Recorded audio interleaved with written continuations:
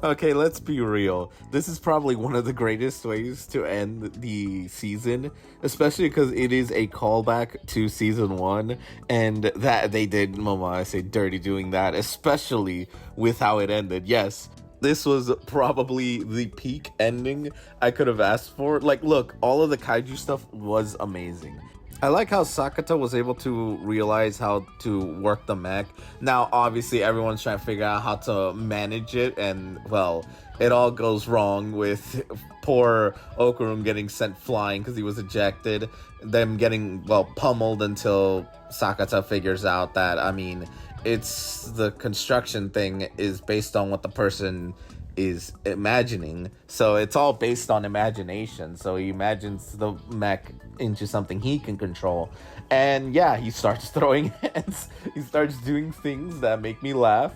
He does Android 16 with a rocket punch.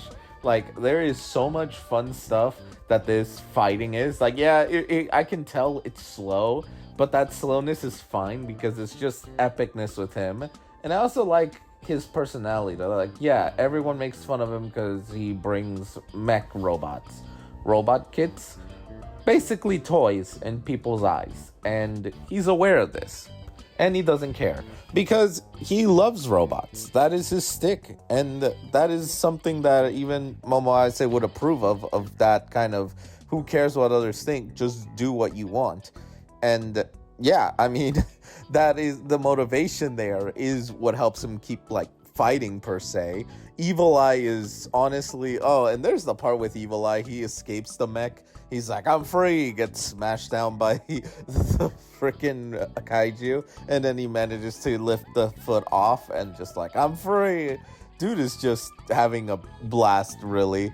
And Okarun was gonna tell him to help, like, make an exception to the rule. Only, like I said, Sakata figured out to use the robot and started being able to fight.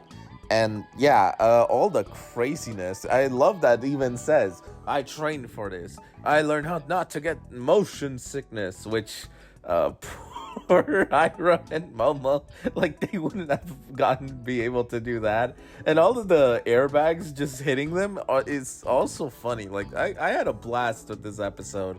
And yeah, the way they defeated it was pretty cool. Like, obviously, Momo basically threatened Sakata to not move the robot. And I do love, at one point, she tries to, like, get mad at him, and he just hangs up on her. Like, he doesn't give a shit, and it's funny. But yeah, she's mad. Both her and Iroh used their powers to restrain the kaiju, because it went invisible. And Momo was able to power slam it down onto the ground, which was enough strength to not only finally beat this thing, but also to return back to reality. And now everyone is seeing the robot. And yeah, it's a mess.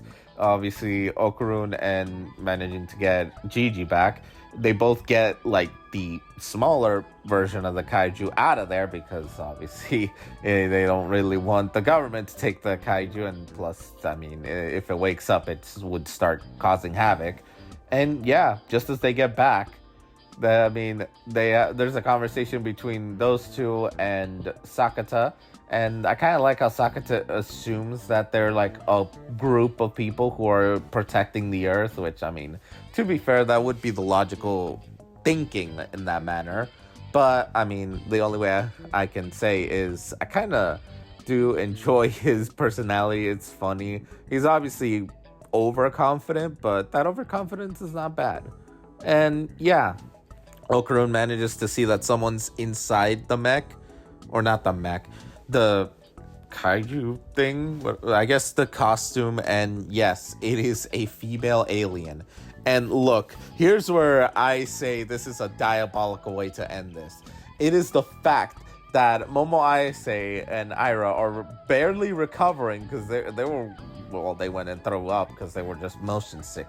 And yes, after they get out, like, she needs help to reconstruct the house and sees this alien chick kiss Okarun right in front of her, and this causes her to essentially blow up the entire house.